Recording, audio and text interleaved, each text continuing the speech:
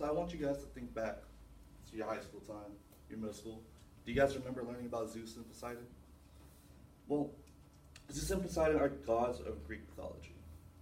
But to be learned, there is a Filipino mythology as well, and they have all these folklores and myths as well.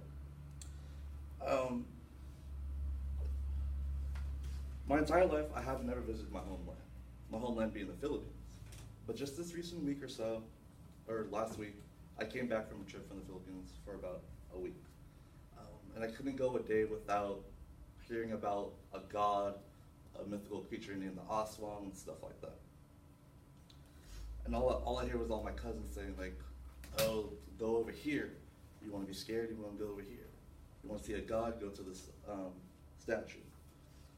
The first character in the Filipino mythology I'll talk about is called the Aswang. Now, the Aswang is the most demonic creature in this whole entire Filipino mythology world. Some characteristics of Aswang is it appears as a woman during the day, but also it can appear as a dog, a bird, or a pig during the nighttime. But they can also form in different shapes and forms. It can appear as a bamboo pole and stuff like that. They also have very distinct features. I can see in here has a very abnormally long tongue and are often seen walking with their feet backwards. The Aswang also take on the same ideal of our Western folklore, a witch or a vampire. But probably the most disturbing feature of an Aswang is what I'm going to show you next. What they do is they feed on dead corpses, small children, and even fetuses. But during the daytime, when they do these acts, they act normal and all that stuff. They also can be seen at funerals and at the bedside of pregnant women. The reason why they're at the bedside of pregnant women is because they're gonna, with the long tongues, they go in through the belly button and eat the fetus. But they also have the great ability to blend in. They act, although they are shy and reclusive, they can have jobs and families as well. How? I don't know who would want a baby with this thing. According to Máximo Ramos, he talks about how to get rid of an Aswang in your town. But first, you must identify who the Aswang is. The Aswang has bloodshot red eyes, and when you look into them, your reflection will appear upside down. Also, setting up bowls of a man-made oil that consists of holy plants, coconut meat, and coconut juice. When one is near that oil, the oil will start to boil. And how to kill the Aswang. They are repelled by garlic and holy artifacts, but they can also be killed by decapitation and whipped by a stingray's head. Next, I'm going to talk about a less gruesome and demonic character in this Philippine mythology. And this person is praised as a god. In Filipino mythology, there is also a Zeus, but they call him Bathala. Bathala is the highest ranking god and is described as, in Tagalog, is May Kapal Sala. So basically that means creator of everything. He's the creator of the sea, the earth, the plants, and the humans. To ancient Filipinos, he is the supreme god. Although he is very compassionate, he is the most unforgiving person in the world to those who are sinners.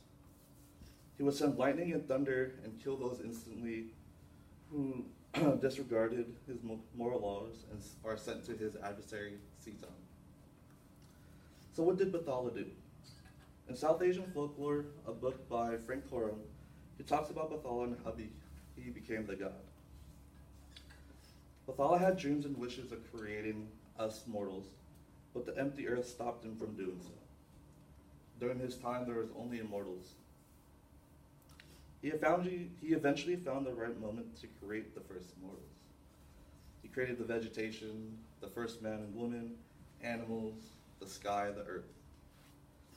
But after the Spaniard arrival to the Philippines, Bathala was no longer relevant. After Spaniard influence, he became just known as the Christian god.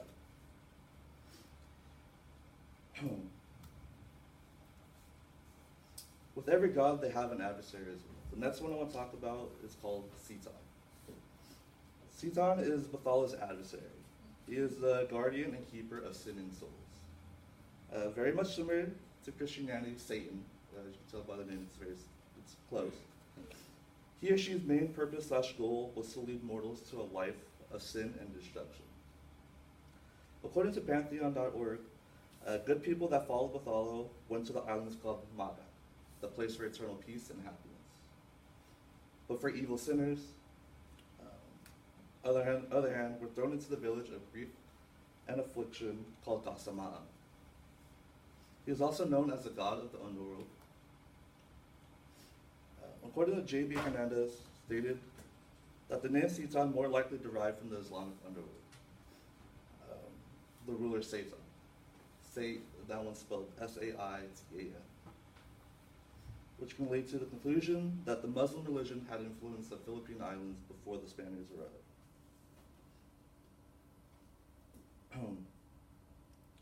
In conclusion, I have learned a little bit about the mythology, the Philippine mythology unknown, and you guys have as well.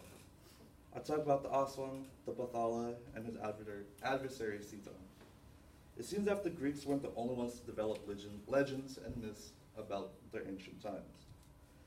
But those studies by the ancient Filipinos helped them understand where the world came from and who developed them. And they also explain the origins of it.